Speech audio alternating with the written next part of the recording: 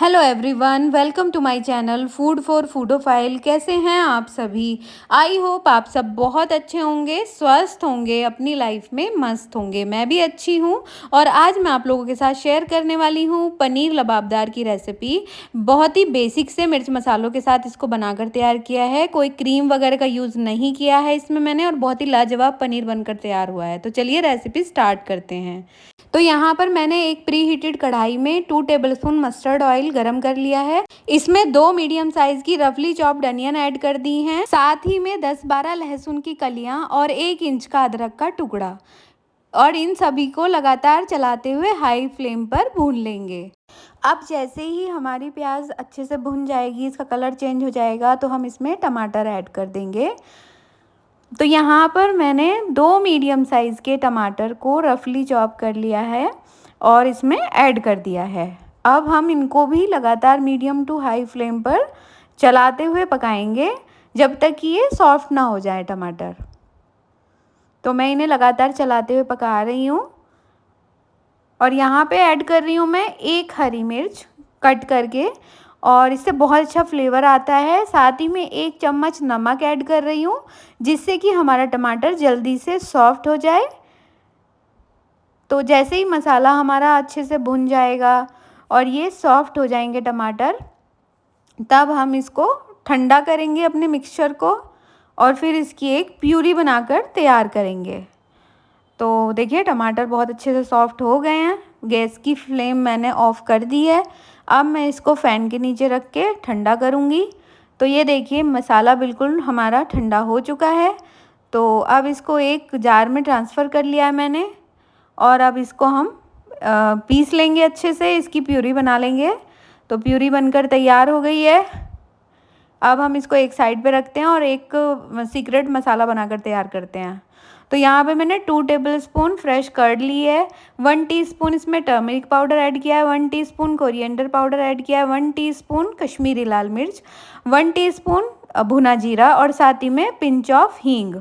अब इन सभी मसालों को दही में अच्छे से मिक्स कर देंगे।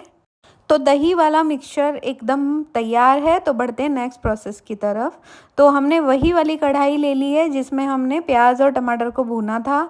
तो उसी में ही हमने ये प्यूरी ऐड कर दी है। साथ ही में हमने जार को भी धो के ऐड कर दिया है, क्योंकि जार में काफ़ी सारी प्यूरी चिपकी हुई थी।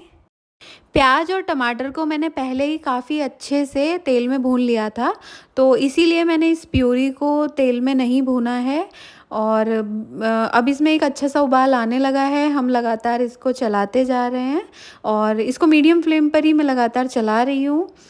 और एक्सेस ऑयल ऐड करने की कोई ज़रूरत नहीं होती है, सब्ज़ी ऐसे भी बहुत टेस्टी बनती है। तो अब इस स्टेज पे मैं इसमें जो मैंने मिक्सचर बनाया था दही का, उसको ऐड कर रही हूँ। और यहाँ पे हमें गैस की फ्लेम को लो रखना है और इसको बिल्कुल लगातार जैसे ही आप ऐड करेंगे चलाते जाना है, क्योंकि अगर आपने इसको चलाया नहीं या हाई फ्लेम पे ऐड कर दिया तो हो सकता है कि दही फट जाए और जो क्रीमी टेक्सचर आ रहा है ना ग्रेवी का, वो नहीं आएगा। तो इसलिए लगातार आप इसको चलाते जाइएगा जब तक कि इसमें एक उबाल ना आ जाए। जैसे ही आपको बबल्स दिखाई दें, थोड़ा उबाल आते हुए दिखाई दे, तो आप इसको चलाना रोक भी सकते हैं।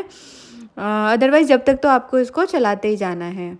ग्रेवी को लो फ्लेम पर जितना पकाएंगे उतना ही उसका अच्छा टेस्ट आएगा, और टेक्सचर तो बहुत अच्छा आ ही रहा है ग्रेवी का। और इसमें हमने दही ऐड की है, तो उसके कारण इसका बहुत अच्छा टेस्ट आएगा। तो अब देखिए इसमें एक उबाल आने लगा है। तो यहाँ पे मैं इसमें गरम मसाला ऐड कर रही हूँ 1 टीस्पून, और 1 टीस्पून मैं इसमें कसूरी मेथी ऐड कर रही हूँ क्रश करके। कसूरी मेथी का बहुत अच्छा टेस्ट आता है। इस ग्रेवी में मैंने साबुत मसाले ऐड नहीं किए थे, इसलिए मैंने 1 टीस्पून गरम मसाला ऐड किया है। कसूरी मेथी और गरम मसाले को ग्रेवी में मिक्स कर देंगे। अब इसको मीडियम फ्लेम पर लगातार चलाते हुए पकाएंगे।